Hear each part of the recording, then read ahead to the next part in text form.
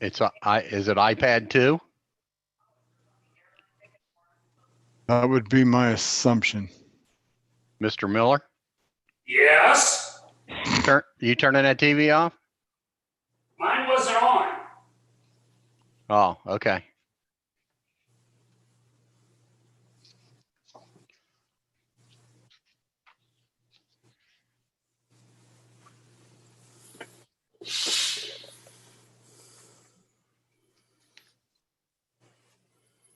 Okay, we are live on YouTube, so we can start the meeting anytime. Okay. I'll bring this meeting to order for 10/15/2020. And we have 2 cases on here. And I will let Jeff take over as far as, I assume we're going to do CU VA-20-20 first. We will, but I'll do a roll call, and then you'll have to do the swearing in of the witnesses. Right. And I didn't know if, do we do those all at once for both cases or just the first case? We can do it either way. We can do it we can do it all at once, and then at that case, they just have to affirm that they were sworn in. Okay. Well, and also, I was going to look at the hands that's up here. Don't they raise their hands on the chat for that, or do we need to do that? No, as long as they affirm. Okay. Mr. Shipley? Yes, sir. Ms. Sandar?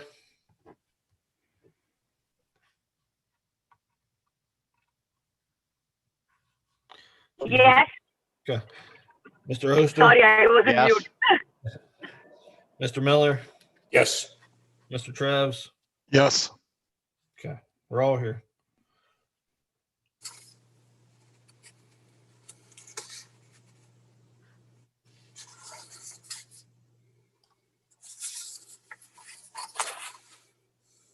So, Rick, you want to go ahead and do the swearing in of the witnesses? Okay. Anyone who intends to testify, please raise your right hand and be sworn.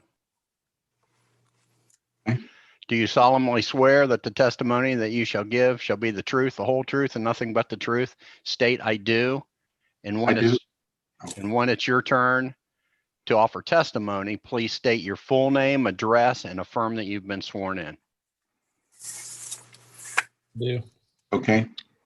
Okay, and I then want to follow up with anyone who intends to offer comments or testimony through the online chat room function also needs to be sworn in remotely.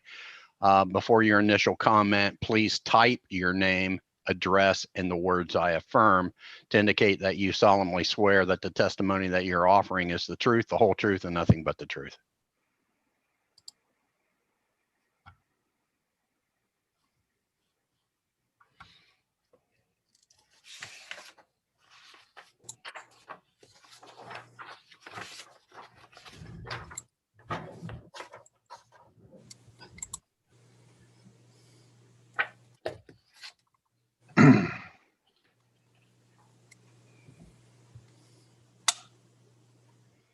All right, that takes us to our first case on the agenda, which is variance case and conditional use case VA-CU-20-20.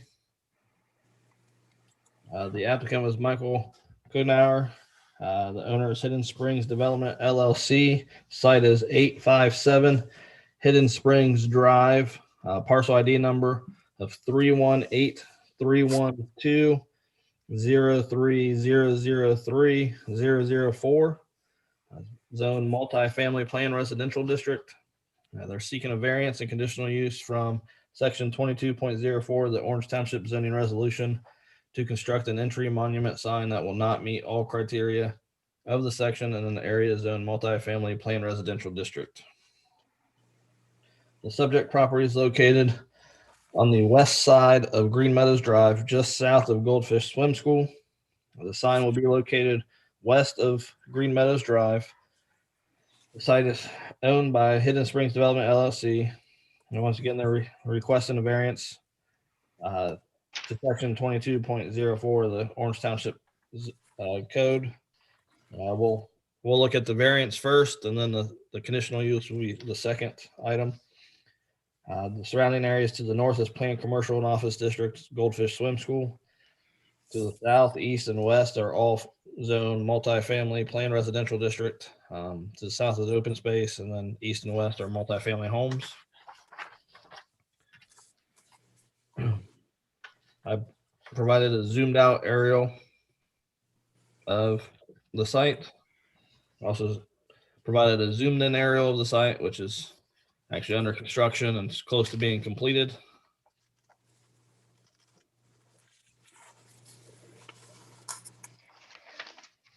For the staff review, signage and billboard regulations, the monument sign says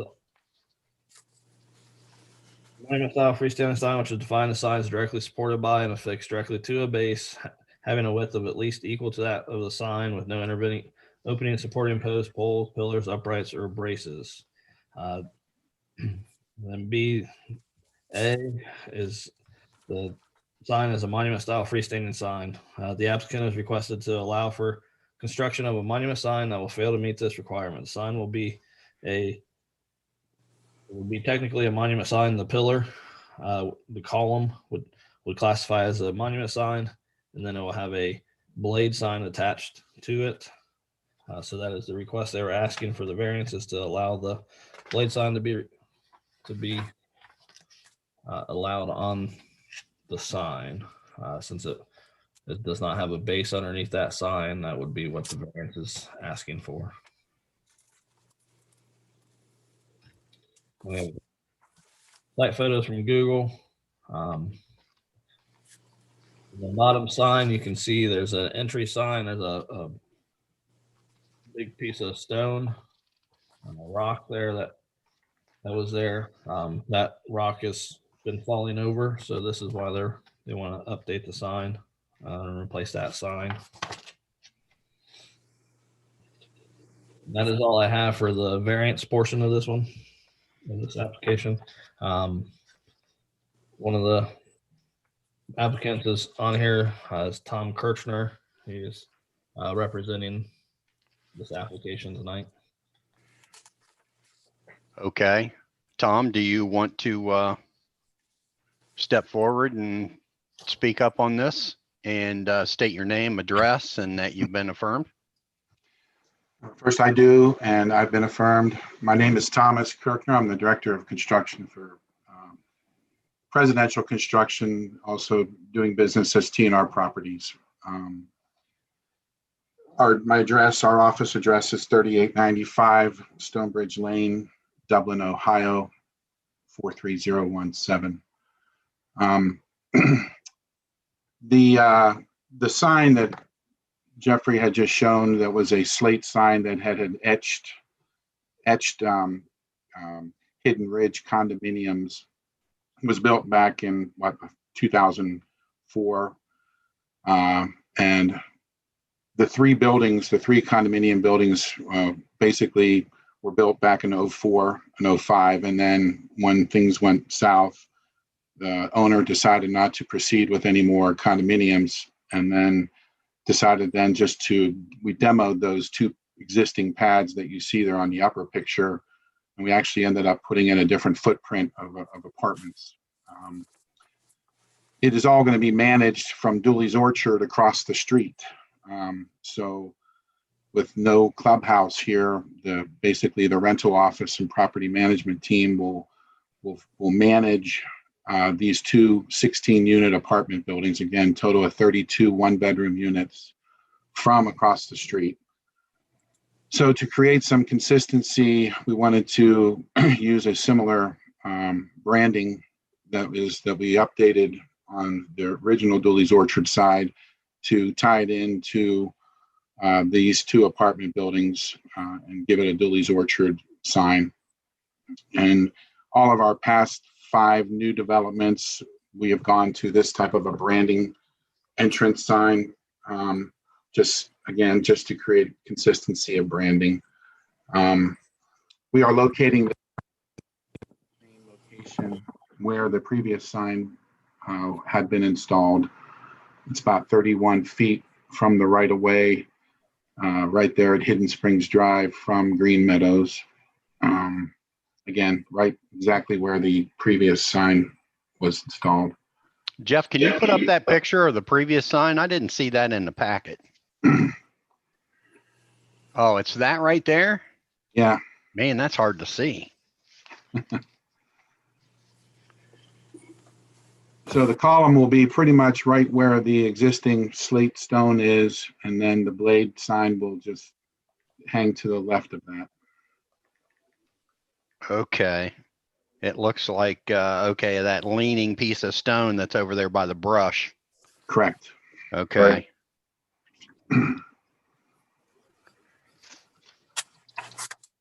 That's pretty much And, okay. question. Well, I had a question that, we don't allow this type of sign. And I take it that you already know that. And, why aren't you going with, you know, a monument sign that is within the standard?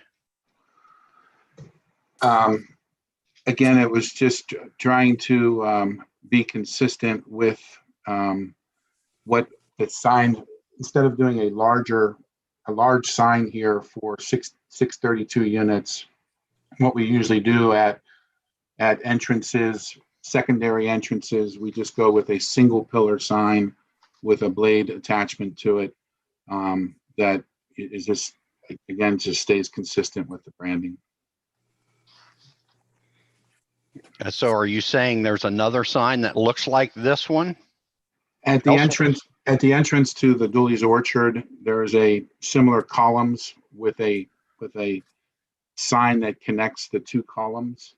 Right, and that's what we allow is a base with two columns and a sign in between. That's what you're talking about. Correct.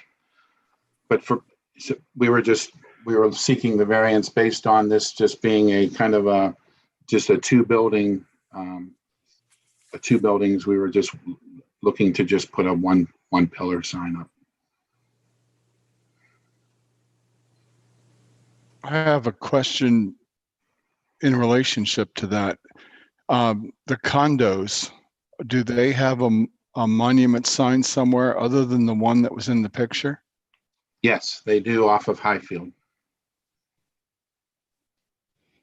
So essentially, this will be the second monument sign on the same set of properties.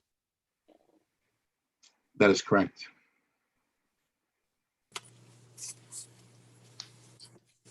The previous sign that was there did say Hidden Spring Condominiums, and these will be leased as apartments. But not Hidden Springs, but Dooley's Orchard Apartments. Correct. Because the property will be owned and then eventually Hidden Springs LLC will, after closing, will be transferring all of these assets over to Dooley's Orchard LLC. Why not do a dual column as you have already at the other facility? Probably more from a scaling perspective is about all I can think of right now. For just two buildings, putting a very large monument up there seems a little well, I mean, you got one there now that's leaning. I mean, you've got a sizable sign there. And if you wanted to add columns to it, I think you would be, you know, in the same range or the same size. I don't see where, you know, we don't want to allow something that, you know, we don't like, you know, being used. We would rather have you do it, you know, per our code and just redo what you've got there. Well, that stone has etched to Hidden Springs condominium, so Right. basically, yeah, I can't use that piece of slate. Well, I'm not saying use that. I'm just saying use that position and that place to do the larger sign Mhm. like we allow Two instead of a column. two columns with a connecting sign between them. Well, you don't have to do the columns if you don't want to. You could do a base, as long as it conforms to our code. And the base has to be, I believe, bigger than the sign itself that's sitting on it. And then, of course, you've got to meet all the square footage of the actual sign, the colors and all of that. We just don't allow these type of pole signs off of a column. We've seen them used temporarily on different things, but it was a temporary situation.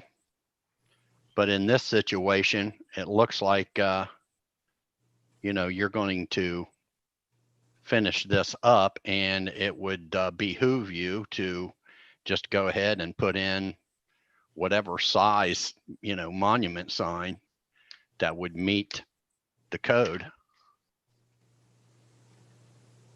Okay. Whether that is, if you want to do the double column, or you could just do, the base with the sign on top of it. Okay. Is my thinking, but yeah, I really don't, I don't see any justification for breaking our rules for this sign, but that's just my opinion. Part of what's at issue, sir, is that if we have our codes and we allow one deviation, then here comes a second request. Oh, well, they did it like that. And then here comes a third one, and then a fourth one. And then it starts getting into, well, they got three others. You approved one, but you didn't approve two. Now here comes a fourth one. And it's a matter of consistency. Hmm. And that's why there's, zoning regulations. I appreciate that. Yeah, unfortunately,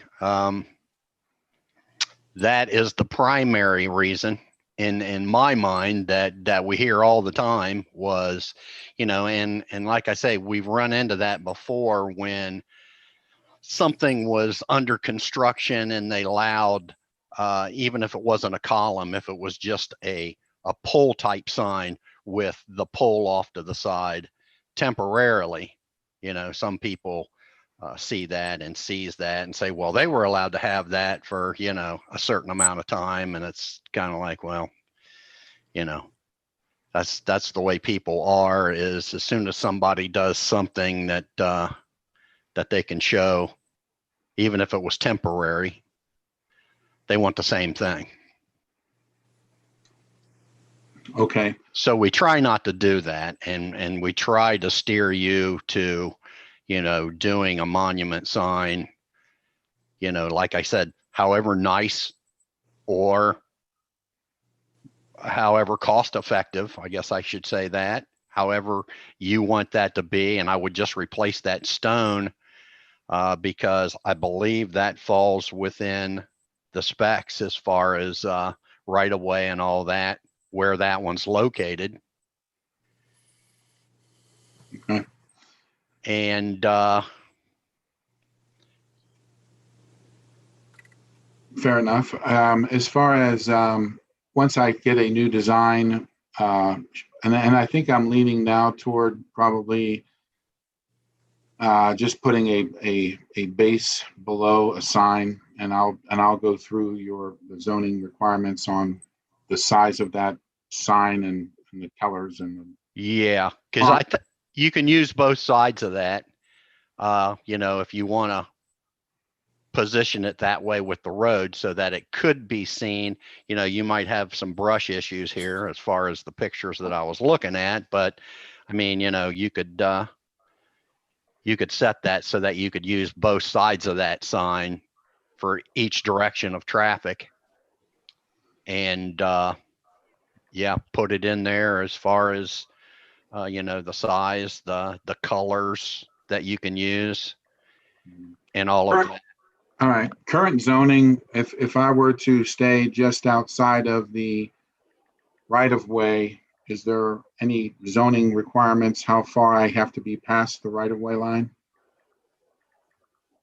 Yes, 15 feet. 15 feet past the right of way to the center of the sign or to the far right edge of the sign? To the closest point to the sign. Would be the edge. Okay, okay.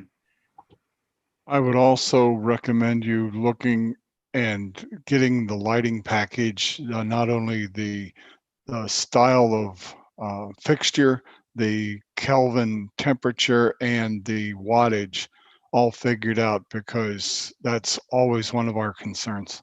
Yeah, if you're going to light it. Some people don't, some people Right. do. It will not, yeah, it's not lit. There is a street lamp directly across. Right there. Yeah. Yeah. Now that would probably be sufficient for you. And yeah, you could just put in, like I said, whatever size sign that you want to put in there according to the code. Once I get this drafted up, do I submit it to Jeffrey again for another BZA meeting? Or is this something that if the sign meets all criteria, it's something that can be approved by Jeffrey? Jeff, is there a way that he could request a tabling of this so it would cut those fees down for him to come back with another design? I mean, he could request a tabling, and so it'd be half of the normal fee. And the board has previously granted conditional use on monument sign as long as it met the standards. Okay. Couple of them that you guys have done that with. Okay. Couple things here. Just a couple things I want to clear up. Okay. Kelvin asked about the two signs on the property. There's not two signs, as you can see where I have on the auditor site. They're different parcels. So there's a sign to the left over here.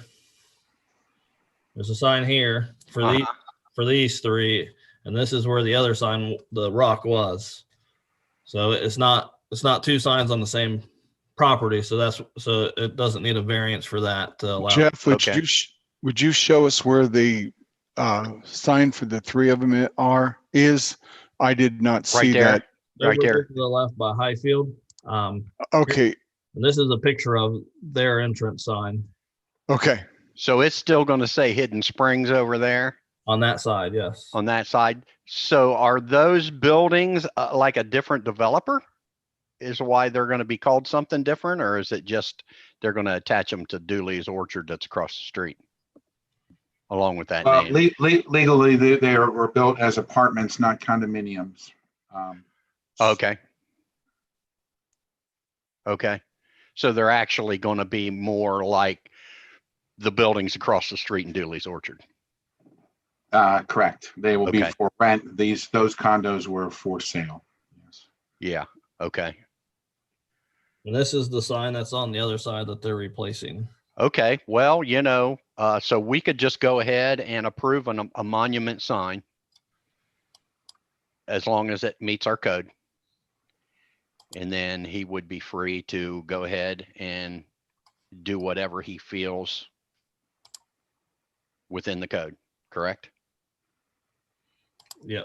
Well, you'll have to add the variance first. This is the sign that's across the street for Dooley's Orchard at this time. This is okay. Yeah, see, that's even different than what we do today.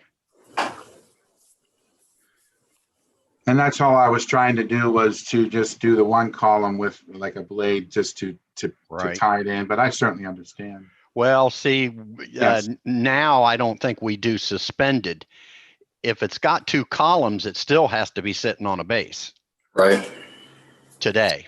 That's So right. this was done long enough ago that or originally with zoning that they did something special and, so yeah, I would just go ahead and do your monument based sign over there. Matter of fact, you could stick a sign on that base that looks identical to that one. I think that's probably what we'll end up doing is mirror that and just put a stone base that Right. is wider than the sign, as you said earlier, correct? Yeah, it has to be a little bit bigger, the foundation of the sign, than the actual upper part of the sign. Does that current sign, as far as color and size, I do believe so. Just looking at the picture, doesn't that look like that's within our limits, Jeff? I know the colors are. Yeah, the square footage will be. Yeah, square footage would be. And Yeah. you can use both sides of the sign, so you wouldn't actually have to do two of them, because it looks like there's two of them here. right? Or at least maybe there's an in between there that I can't see. But I mean, you could do one of those and outfit it to be a sign on both sides. We'll probably not do it perpendicular to Green Meadows. We'll probably do it horizontal, only for the reason that we don't want to draw people into that. We want this to look like the large entrance, because that's where the leasing office is and the property management office is, that building directly behind that sign. So we don't want people to go in there and not finding a leasing office. That's why we were trying to downplay that sign, but give it some branding to be with Dooley's, but we didn't want it to overshadow where we want prospective tenants to go to sign up. So that's that was our reasoning. But no, I understand. We'll do a similar sign. I might decrease the size of it a little bit, but I think I'm gonna follow those same that same arch. That way we stay consistent, at least here, and just put a stone base below it. Right. Or, you could even put an additional text at the bottom that the office is across the street. True. That's a good point. To force the issue that, hey, if you're looking for the office, it's across the street. I hear you. Okay. And then you could shrink all the Dooley Orchard if you wanted to. Like I said, as long as you stay within the code, you're good. Okay. So I don't have to request the tabling. You'll approve it as long as the sign meets. Right. Yep. And Jeff will keep an eye on that and make sure if there's any questions, by all means, follow up with Jeff. I would do that before you actually construct anything, just to make sure that you're within code. And absolutely. I'll send him a revised draft of the sign and have to review it prior to, with all the dimensions. And yeah, that's, not an issue. Not an issue at all. Okay. So with that said, I will make a motion to approve the conditional use of a monument sign, CU-20-20, providing it meets all of the requirements of our code. I'll second. All right, we have a motion made by Mr. Oster to approve CU-20-20 with the condition that the sign will meet all standards of Orange Township zoning resolution sign code. Seconded by Mr. Trevs. Those voting, Mr. Oster, Yes. Mr. Miller, Yes. Mr. Shipley, Yes. Mr. Trevs, Yes. Ms. Sundar. Yes. Okay, then we just need to take action. Okay, on VA. Variance part. Yeah, I will make a motion to not approve the variance portion of VA-20-20 for the sign as proposed. And that's based on the withdrawal of VA 2020.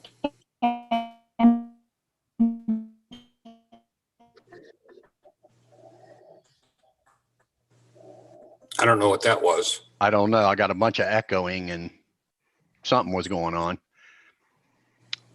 So do we disprove the variance case for the other sign?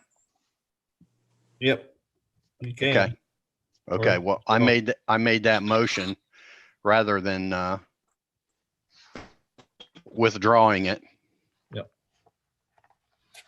I'll second that. Motion made by Mr. Oster to deny variance case VA-20-20, second by Mr. Miller. Mr. Oster, Yes. Mr. Miller, Yes. Mr. Shipley, Yes. Mr. Krebs, Yep. Mr. Dar.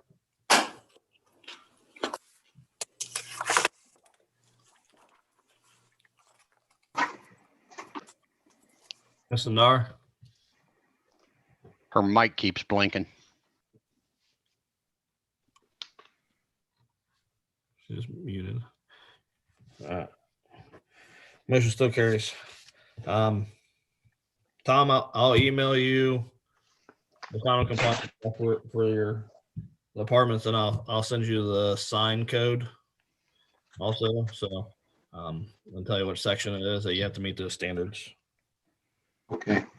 So just so I'm clear, I just need to then get a new design and just present it back to you. You will then approve for the variance that was denied. You'll approve, or it won't be a variance. It will meet the code.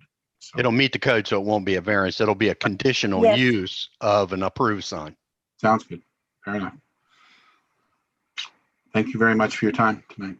Thank you. Thank you. Thank you.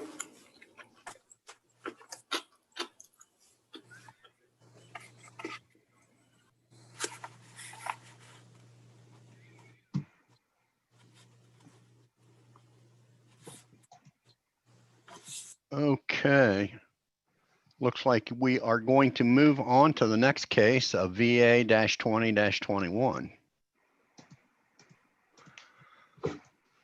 Next case is variance case VA-20-21. Applicant owner is Kurt Nezek. The site is 7880 Norma Court. Parcel ID is 318-424-10009-000. It's zone single family plan residential district. They're requesting an area variance from rezoning case 7607 Walker Wood, section 10.07E to allow a garage to encroach in the building setback requirement in an area zone single family planned residential district. The subject property is located on the west side of Norma Court at the intersection of Tucker Trail. The site is currently owned by Kurt Nezek and Michelle Hutchings. The applicant is seeking a 6 foot and 6.5 inch variance from the building setback of the right of way of Norma Court. The surrounding areas, north, south, east, and west, are all single family planned residential district, all single family homes. You have a zoomed out aerial of the location. You have a zoomed in aerial of the location. Area variance from rezoning case 7607, section 10.07, development standards. Building setback, no building or use shall be located closer to the right-of-way line or center line of the adjacent public or private road than permitted in section 21.09 herein. The proposed development plan will meet the requirements of section 21.09, 30 feet setbacks on proposed streets and 100-foot setbacks on the existing Class B roads, East Powell Road and South Old State Road.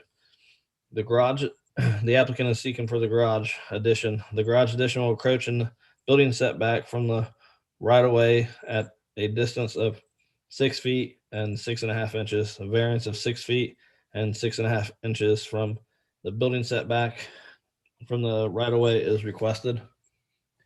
You have Exhibit 1 as a snipped of a zoomed in plan showing the new addition where the existing garage is and the setback. Exhibit 2 is just the site plan. It's the full site plan showing the overall lot. Exhibit 3 is the site plan that the staff scaled to make sure that it was accurate. You have site photo from Google Maps satellite, which is what it looks like now. And that is all I have. And the applicant is on here, so you'll be able to answer any other questions that you may have.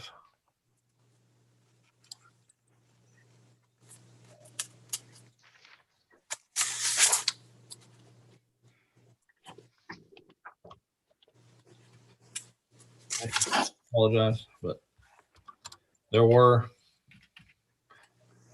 some other information that he had provided that were in the application. So it looks like, And then he also has some letters of support from neighbors that he provided in the.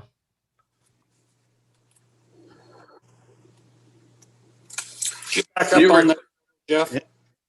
and it just looks like he's using, instead of using the depth into his lot, or what I'm assuming is the front of his house, or maybe is that the back of the house, he's shoving it out to the front, which is causing the 6'6" variance.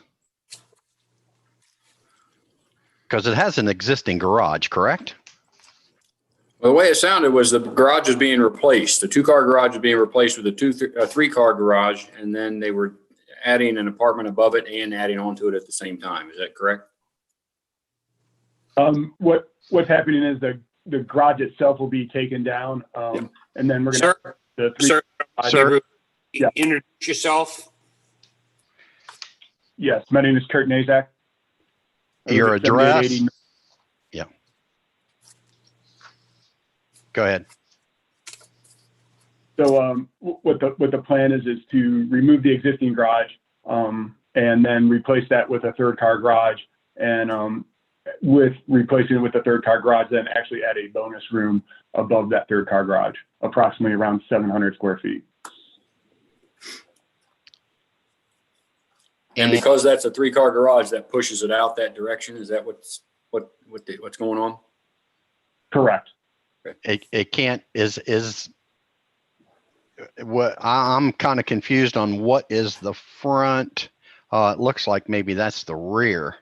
It looks like you could shove it to the rear and alleviate that variance. So and we went over this with our architect, and this is kind of the plan that he had kind of suggested for us for a handful of different reasons. One being the fact that architecturally that it then kind of blends in with the rest of the homes. The other point being that by bringing it out a little bit further from there's a little bit of a side jut that kind of goes inside the front of the house. It also allows for the ability to not allow the water and the ice and everything like that to dam up against the side of the house. And because the lot itself is cornered, by going to the back of the house, if we were to go all the way to the back of the house, it would actually bring the garage closer to the front of 7896 Normal Court, which is the house right adjacent to it. But still not need a variance. Correct. You make reference in your application that the builder assured you that there'd be enough space to add the addition. Who is your builder, and do you have that in writing? We do not have that in writing. It was Joshua Holmes. When we had approached them about buying the house was in the phase where they had the foundation set. So we asked about, at that point, was it able to put a 3rd-car garage on at a later time? They said that where it was at from the setbacks, that it would be fine and not require any type of variance to be able to come to the front of the house, to the front of the house. And I'll bet you what they were thinking was you could do that if you went to the rear of the house. Yeah, I'm not 100% sure what they were thinking, but from the architecture standpoint, we were trying to kind of, bring that to the front and then the idea was that we would, initially, if everything would have laid out the way they had kind of explained to us, it would have been, we could have left, part of the back half of the garage, come forward, but then added a gable to the front of the house that would then have been turned and then architecturally blend in with the rest of the homes in the subdivision and actually in the cul-de-sac.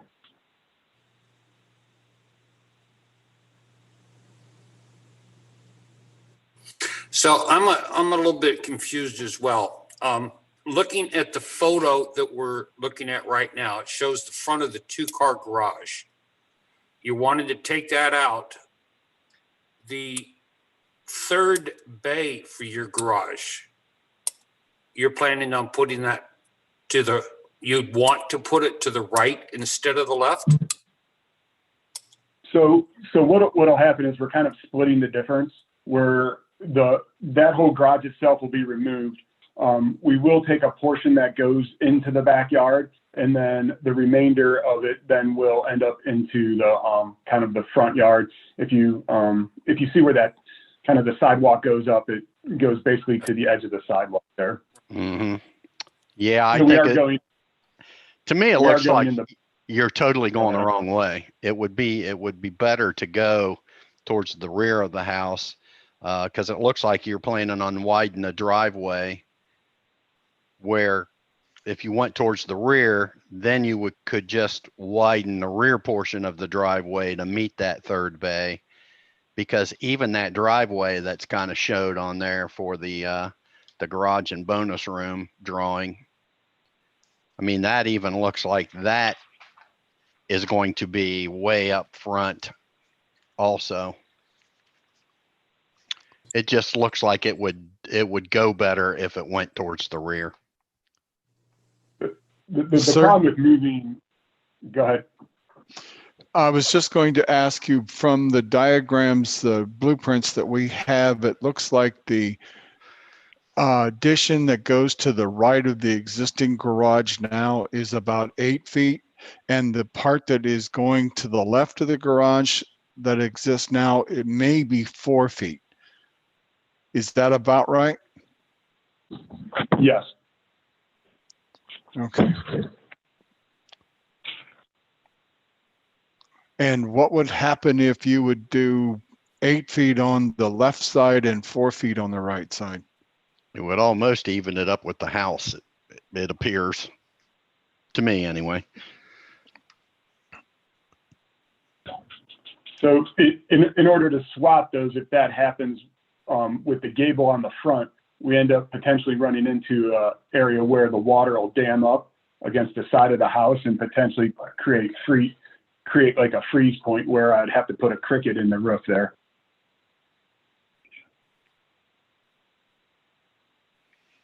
Okay, let me understand that. The gable that I'm looking at that is above the garage now, the new portion of it would also have a gable, but that's not going to be on the level with the like the middle of your home, that gable? So what'll happen, that gable itself that you're looking at right now from this view, that's going to get turned completely to the front of the house. So it'll basically, it'll point to the kind of the front entrance to Norma Court.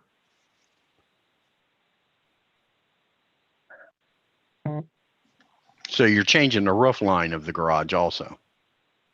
Correct. Okay, so the roof line of the garage is not in parallel with the roof line of the house. It is right now, but he's wanting to change it. That's not on any of the, oh, there it is, last page. So it'll give it a similar look to basically the rest of the homes that are kind of in the cul-de-sac that have, kind of the front architecture the way it is, and then with the gable then kind of turned to the front of it. Okay, I see the elevation you're talking about now.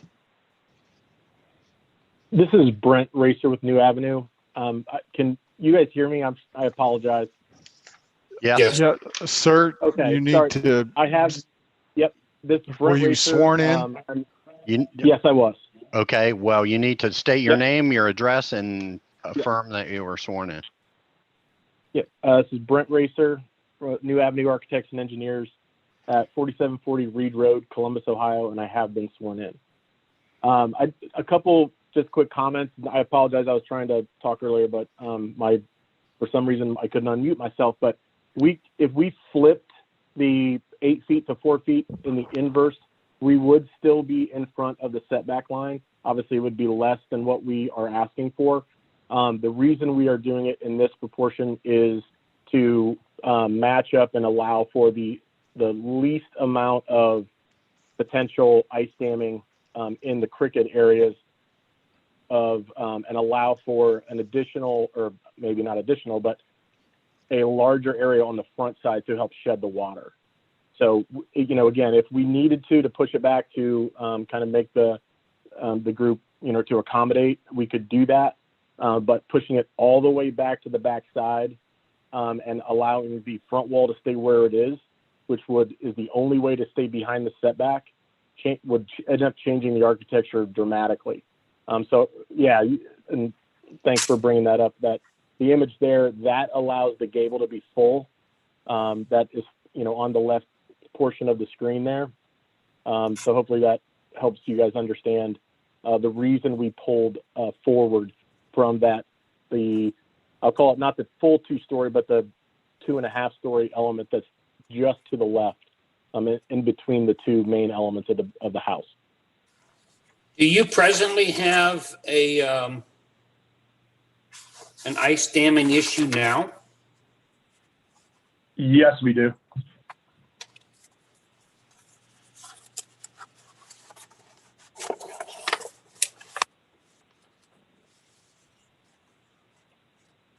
And by putting a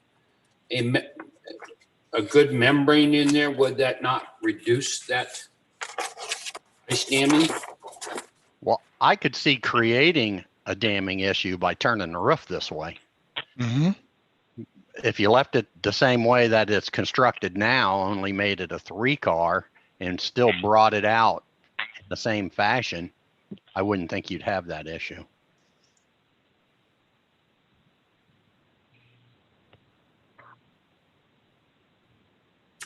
Not disagreeing with that, but to follow our feeling is to follow the architecture of the building and keep maintain the roof pitches. It would be out of scale to have it, because this 3rd-car garage is wider on the plan than it is deep. So that's why we're trying to keep the gable to, I guess I'll call it a minimum, rather than having the gable run the opposite direction to have it conflict with the main house. I think it kind of looks out of place this way, but that's just my opinion. Sir, could you verify something for me? A1.2 shows the interior. I believe it's the 2nd floor of the existing home into the bonus room above the 3rd-car garage.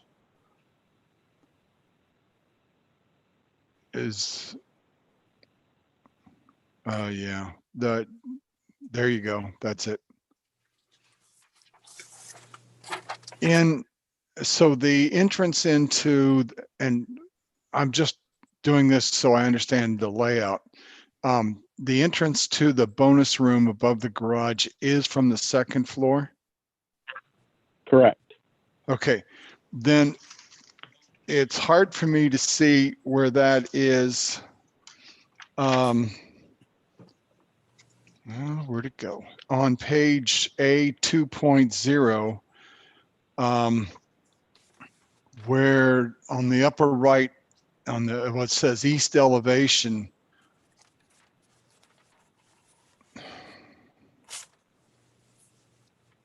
why did that look different? Oh no, I'm sorry. 2.1, A 2.1. 2.1, yeah. Okay. I thought that's what you said, but yeah, well, yeah. I wasn't sure. I'm not sure that the elevation shows us how you're getting from the second floor of the existing into that, because the roof line is going down to the first floor. So, and hopefully you guys can see the annotation. This is roof. Really? So It that doesn't show yeah. that. Yeah, That is not showing on yeah, ours. that's not clear. I see Well, where he's there's a- showing that. I don't know. there's a line. I don't agree with the There's a line positioning right of it. here. I think you're better off to put the roof back architecturally with the others and have them all line up, and then use that flat end rather than Oops. building this All right, at least fashion. that makes sense now. Okay, I'm getting how the Well, roof line. Now you've if got a valley coming down towards the front and a valley going to the back. Is that correct? Correct. And where do you think the ice dam? Wait a minute, guys. I'm getting off in the details. I wanted to understand how the building was being built, so I could figure out what was going on. But the question is, your contention is that there'll be more ice damming if you have to slide it to the backyard or to the left as you were looking at the front of the garage, right?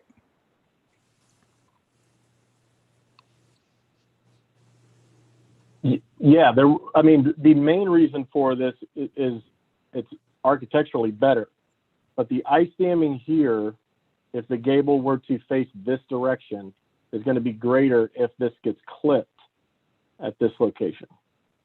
If it's pushed back and ends up being behind the this plane. Okay, I don't know that we ever suggested that, but you did mention it now that I think about it. Well, I mean, it's all in.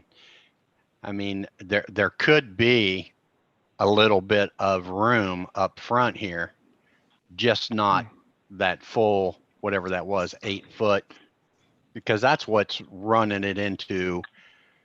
That 8 foot is what's running it into the easement. If that just went up, say 4. Yeah, they're still going to be inside the easement. On the building currently, setback, yeah, you're gonna. Yeah, you're looking at you're not 1.1. Yeah. We're only 1 foot away from the 30-foot building setback currently. Right. You're only 1 foot away. Yeah. Yeah. Look Right on now. page 1.1, and Yeah. that shows you the existing garage. Well, I'm And- looking at the other print, and yeah, it's showing. Yeah, it's about 1 foot on the building setback. Is part of the reason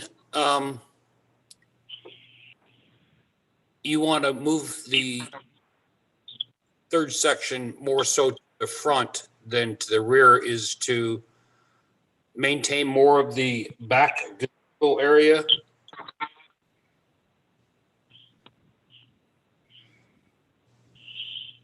I mean, so this is Brent again. That is definitely one of the things we talked about. This being a corner lot has 2 fronts, so 2 faces of it. So it pushes it, back pushes it back more and more kind of into the back corner. So with, they have small kids. So I know that that's one of the things we did discuss.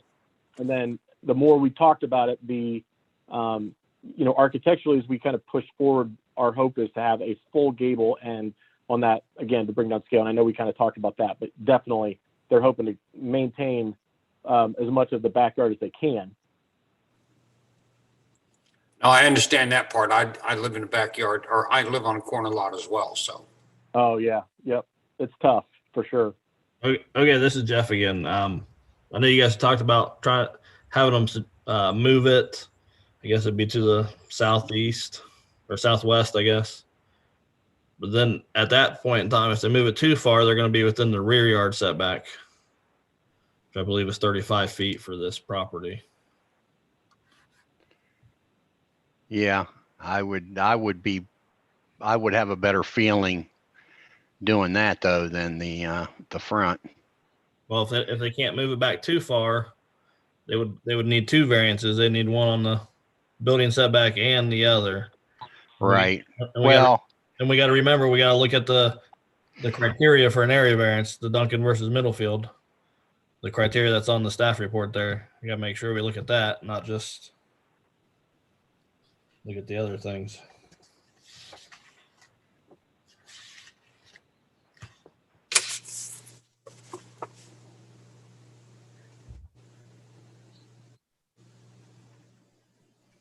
You could just build an elevator. That way your car can go into the second floor. Got to have a good sense of humor. This is Mr. Shipley, real quick, just to kind of shift gears a little bit. So in the package, I see that it appears that all of your neighbors have written letters basically to the effect that they have no problem with you doing this, as well as you mentioned in there that the HOA, you've talked to the HOA or you've been told from the HOA that if the township were to approve it, that the HOA would have no problem with that, but there's nothing in writing in the package speaks for the HOA. Is that correct?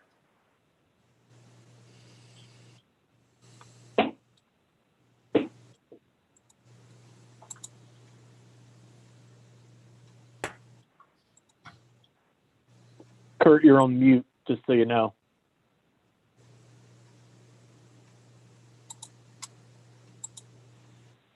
I'm sorry.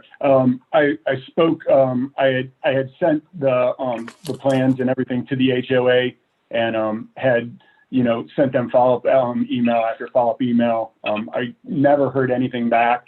I finally gave them a call over the phone. The woman that was familiar with everything told me basically what we have documented in there, that as long as Orange Township gives their blessing, they're fine with everything.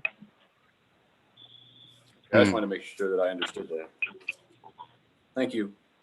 Yeah, I don't know about this roof going the other way. It kind of, I don't know. It just. The one thing I because the roof is going to go straight over almost from the peak of this one to the house. Correct. With that being said, the garage addition and the gable being changed to that end basically is how 3 of the 4 houses in the cul-de-sac basically exactly the same way. Exactly the same way. Yeah, I don't know that probably because they're utilizing that upper floor room, but it looks like there's going to be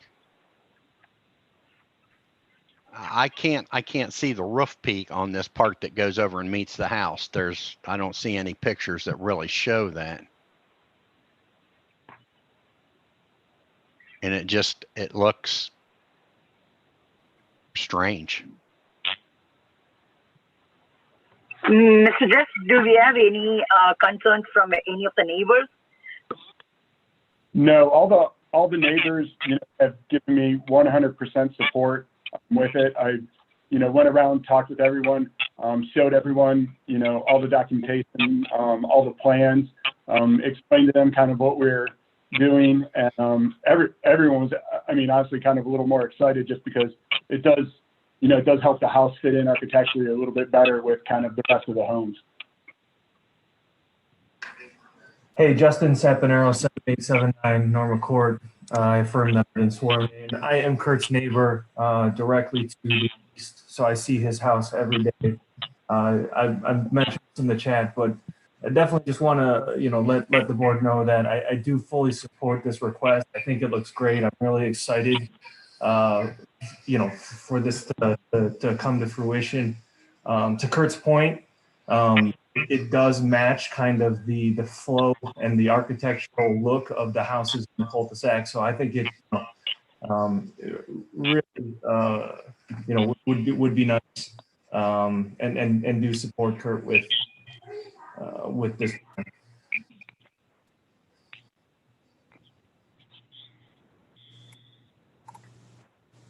Thank you.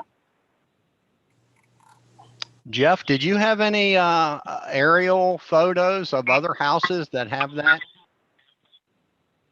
Google map. Yeah, actually, you can use my house directly across the street of Norma Court from Kurt's. To look at it, it's the same concept where the house faces one way and the garage with the gable faces the other.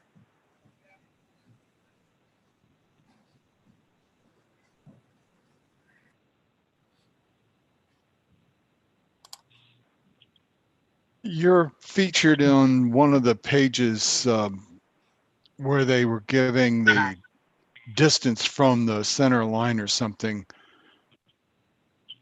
7896 Norman Court, right? We're actually, this is 7879. This is my residence you're looking at currently. Okay. It's the same kind of architectural concept that Mr. Nazik is looking to do. Okay, that looks different. Well, That's not a 2-story. That's not going into, and it's also flipped. yeah. It's a front that's not drive the same versus at all. a Well, side I drive. mean, gentlemen, I think the question was, is there precedence to have the gable facing one way and the house facing the other? Mhm. No, well, that's not My what I resident shows. wanted. He said there was other ones that were like what he's proposing. Well, the one right next to it would be one, because to the right of the house that we're showing, there's a 3-car garage with its gable going perpendicular to the house gable. I know that, but that's not what I'm questioning. That's also a 1-story style.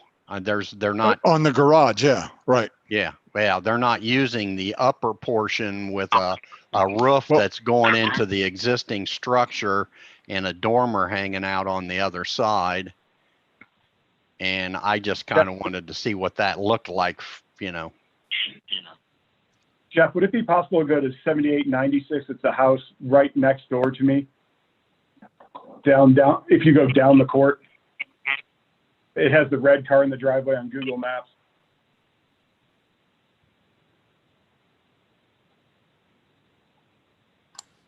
I mean, that's, if the tree wasn't in the way, that's basically what it'll end up looking like. And then the house next to that is very similar too to it. And that's 2-story. Yeah. Okay. Can you go to the roof shot of that one again? Before you came down, it kind of showed the roofs on those. But see, his roof was going the other way, where this looks like architecturally, it's still got the A also on this side, rather than a dormer off of the roof.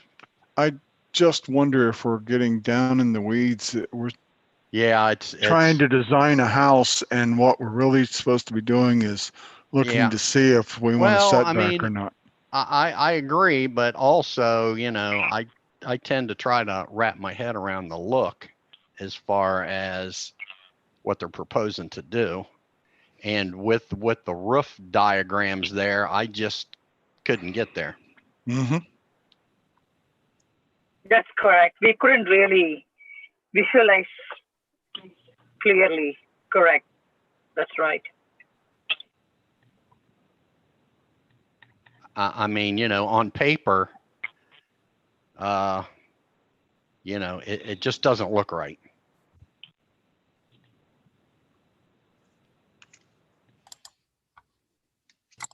But then again, what do I know? Well, I mean, you know, I want to speak to the setback. The homeowner gave us 5 different versions from Google GIS data, and they are 28.9 or 28.1, 24.4, 26.2, 24.1, and 25.8 feet from the setback. or that is their setbacks. And they all must be within the 30 feet, but I don't see how that's possible. So I don't they either. must have smaller setbacks. Jeff, can you verify that the setbacks are different for those homes? Based on them being in Tucker Trail and Norman Court, they would be the same as this applicant's setbacks. Okay. Walker Woods. So somehow they were built so that they were not with outside of the setback then. I would have to try to find the plot plans for them to verify that. Well, right. But I mean, it's one of two cases. Either they were built within the plot or the setback, or they weren't. And either case, they're there now. That I'm not questioning that. My question is, at the smallest one, I think was 24. 24.6. And what's being proposed is setback of 23.5 and a half, or 23.5 and a half. Right. So there's still a foot difference there, at least. Yeah, I don't know. All my sheets on the site data, all four of them are identical, and it's just one shot of the existing. I didn't know if that didn't get split up right in the packets or what, but Yeah. here's some more. What are these? These are SP01s.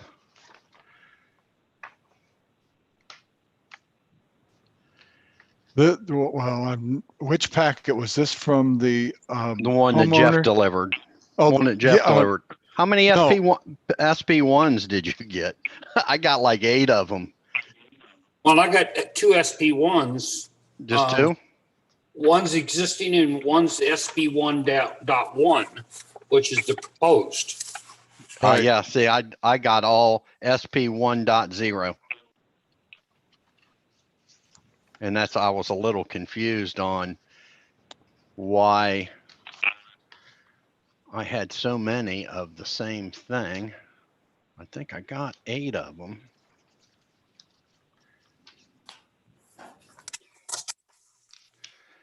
And I was just having trouble until I got into the PDF that was sent of Okay. visualizing the roof on that garage.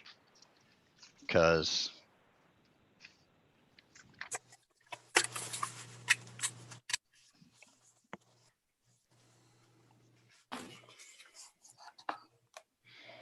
Probably But ought to walk. We probably I ought to can- walk. Go ahead. go ahead. Well, I was just say we probably ought to walk through some of those. Jeff just had that up there on the screen. The Yeah. Duncan versus Village Middle. Yeah. So, which is kind of a decision-making piece. Yeah, I was using SP1.1 in the packet that I got because I think mine got screwed up somehow. And it coincides with that 23.5 to the corner of the new addition out the front. Jeff, would you enlarge that, please?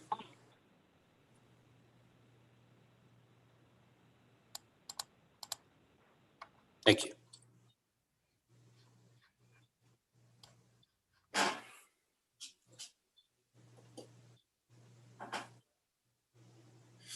Okay. In my mind, Yep. number 2, it's substantial.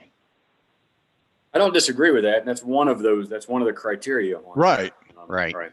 It's Yeah. less The property will always yield a reasonable return without being altered as it was built originally. Right.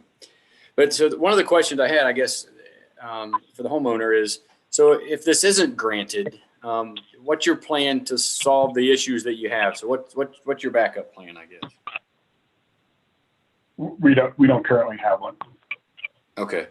Fair enough. I just, I was asking that 'cause that's what number 6 is where the problem can be solved in some other manner. I just wondered if there was if you had a backup plan at all. This is Steve Nazak. I was sworn in. I live at 7896 Normal Court, which is just to the left of him. And I strongly agree with his architectural design on this. His house right now, the way that it looks on the front, I'm not gonna say it doesn't fit in, but this will add a lot of architectural detail and also not have any issues with, if you slide that backwards, first of all, it's sliding closer to the front of my house, and it will also dam ice in that gable. Every house on the street, on that cul-de-sac, across the street, behind him, next to him, all have gables on the front of their house.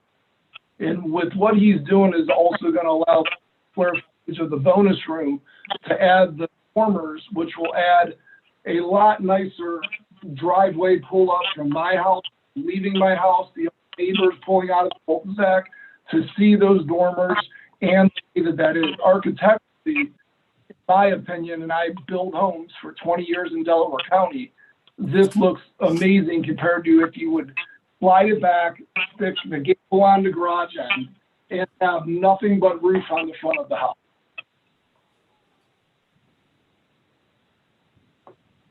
Thank you.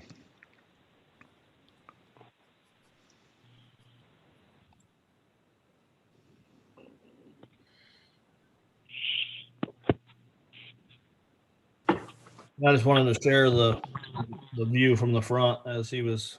Mhm. So, I can spin it around if you want to look at other houses, kind of. Well, I was kind of, if you go down that street by his driveway, I mean, because it shows that he's going to widen his driveway right there to actually go in to the front. Not at the street, just at the Right. garage. Well, right. Well, according to the drawing, and that's what I was looking at, that wing starts pretty far back, a lot closer to the sidewalk. But that may be just misleading because the picture, it's already got a walk that kind of comes in there. And the walk looks like it comes in at a different angle than what the drawing I'm looking at shows. If you're That talking walk about, is new. The walk that's drawn, and I apologize, I don't know exactly which plan you're looking at. I think it's, let me look at the number on this one because I had to go in. It's the SP 1.1 that I was looking at because all of mine that came in my packet that I was actually looking at by hand were all the 1.0s. Yeah, the one on 1.1, again, apologize, this is Brent Racer. That is the proposed new sidewalk, not the existing. Right. Well, and that's what I'm sidewalk, talking about because it's going to widen out. It looks like it widens out right there a lot closer to the sidewalk, but yet it's really not going to be any, much further towards the sidewalk. Well, as much as I can guess, from the existing sidewalk to where the driveway will be expanded to the 3-car would be about probably 8 to 10 feet. yeah, 8 probably. So it'll be just past that tree. Is that, Well, that's where the walk is coming in no, right now. No, it's going to be 8 to 10 feet. It's going to be past the tree where the driveway will start to widen. Okay, past the tree. Yeah. Yes, that's correct. Yeah. And it looks like there's only, well, if you look at that 23 5.5 line, that looks like it's going to be pretty doggone close to the sidewalk. Well, yeah, but Yeah. No, Yeah. I'm just looking at the whole you- scale of everything.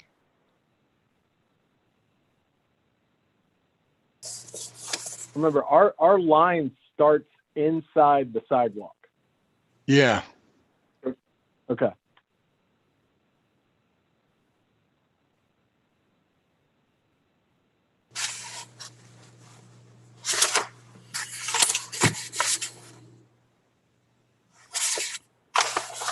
So I just dimensioned it that the proposed corner of the addition would be 34 feet, 6.5 inches from the curb line.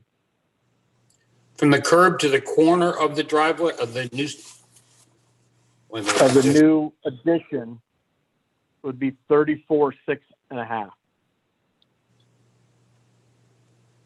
Is that to the right side or left hand? Because you show one that shows 31 feet on the right side.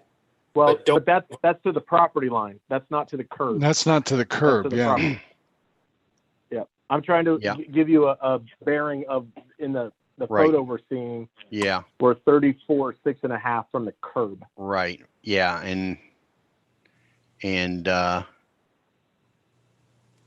Well, it's this drawing showing existing sidewalk.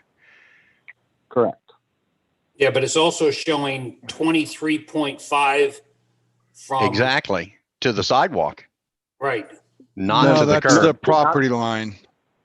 Right. Not to the sidewalk. There's a foot or so between the property line and the sidewalk. Okay. Yeah, that's true. Well, that's what I mean. We're not counting any of the sidewalk or front there. Right. And I And think it- that's what you were again- counting to get to 34. Correct. Correct. Yeah. You were counting all of the front that we don't normally count. Oh, no, I agree. To get, yeah, and that's why that's the 34-foot dimension that is not shown because it's irrelevant. I'm just trying to give everybody an understanding of the distance. Okay. If you were standing at the curb on the roadside, it's 34 feet to the new addition is what you're roughly saying. Correct. Correct. Yep.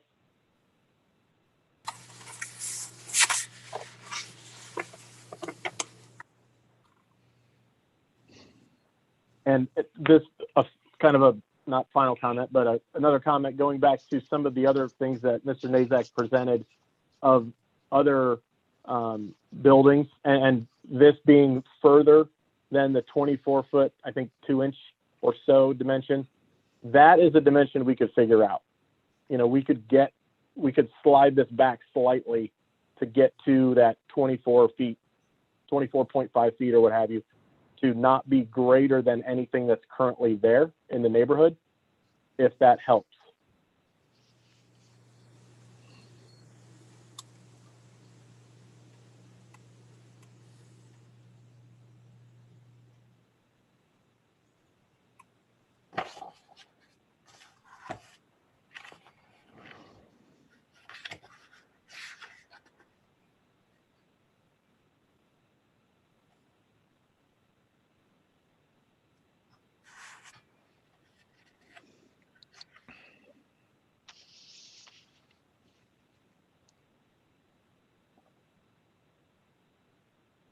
Is there any other comments from anybody?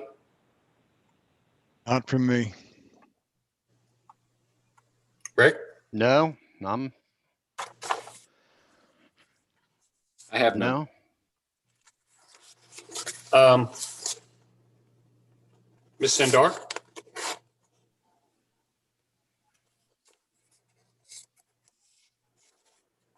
Yeah. I don't have any comments. It looks like a really little complicated, but I do understand the neighbors are saying like there are some homes which was built in the space, but still the roof thing is really seems to be bothering to me. Might I ask what the, and I apologize, I'm struggling to find the issue with that. We do a number of houses in all parts of Central Ohio every year, and we've done a similar conditions many times, and places from Dublin to New Albany to Bexley to Westerville to City, Columbus, Hilliard, so on, so on. So if it helps to provide some photos or something like that to make sure everybody understands it, we'd be happy to do that.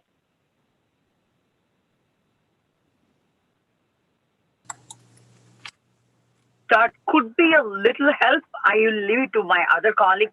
Well, but I would say yeah. that would help if they were in Orange Township. Because, you know, that's pretty much what we're looking at in the neighborhood or whatever.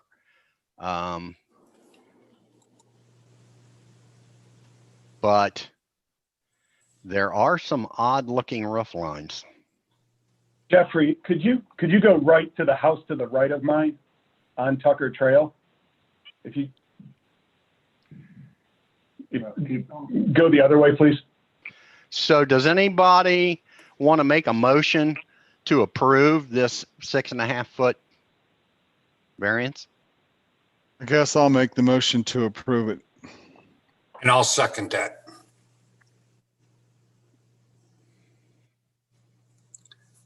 We had a motion made by Mr. Trebs to approve variance case VA-20-21, seconded by Mr. Miller. Those voting, Mr. Oster, Yes. Mr. Miller, Yes. Mr. Shipley, Yes. Mr. Trebs, Yes. Ms. Sandar. Yes. Motion carries.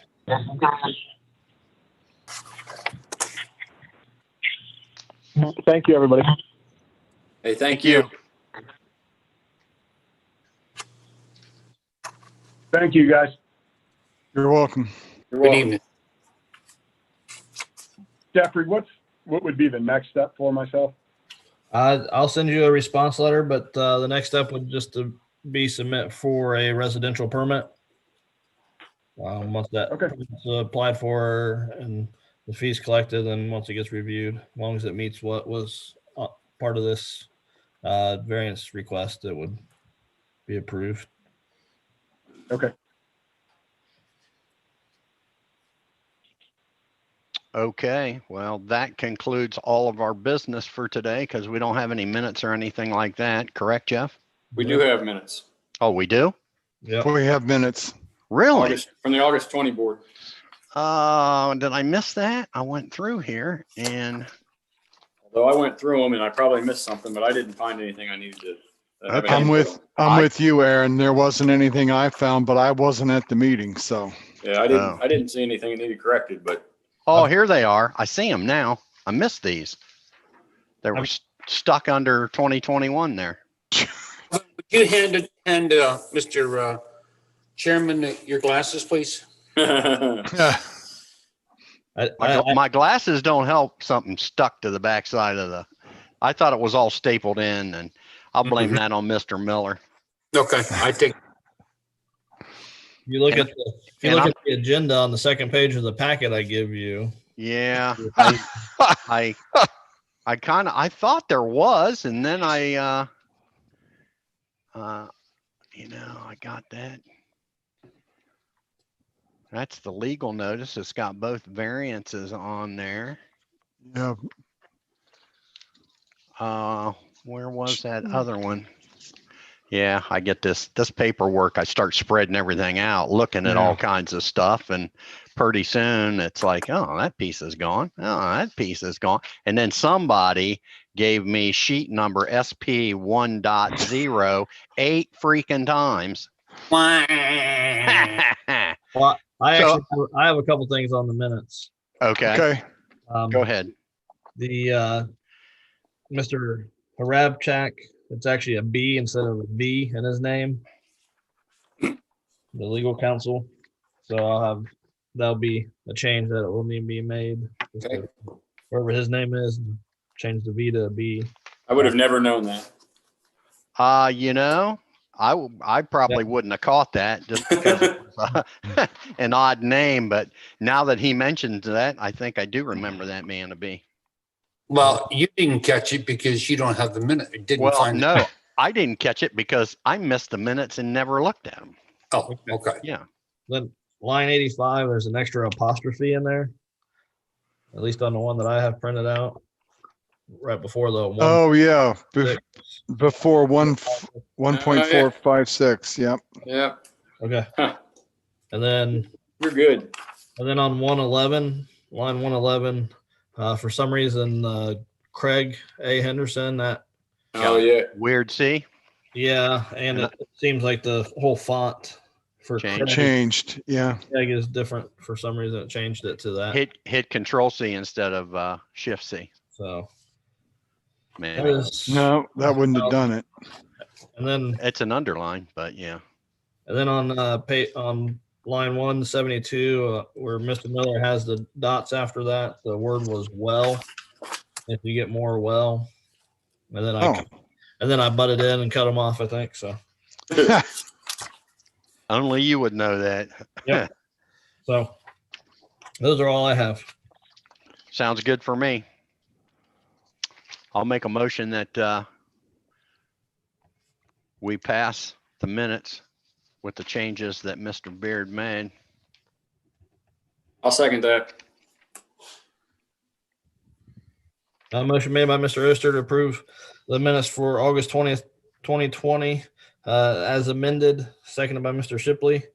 Those voting, Mr. Oster, Yes. Mr. Miller, Yes. Mr. Shipley, Yes. Mr. Trebs, Abstain. Ms. Sandar.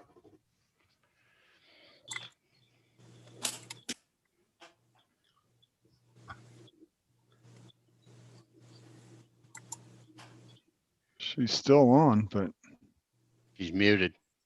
I know. Miss Sundar. Maybe she's eating dinner. Hello?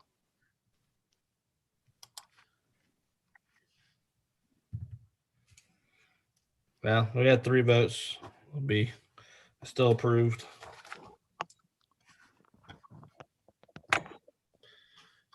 How are we looking for next month? That is all we have. We have 2 cases for next month. Okay. So, All righty. Well, I'm going to adjourn this meeting.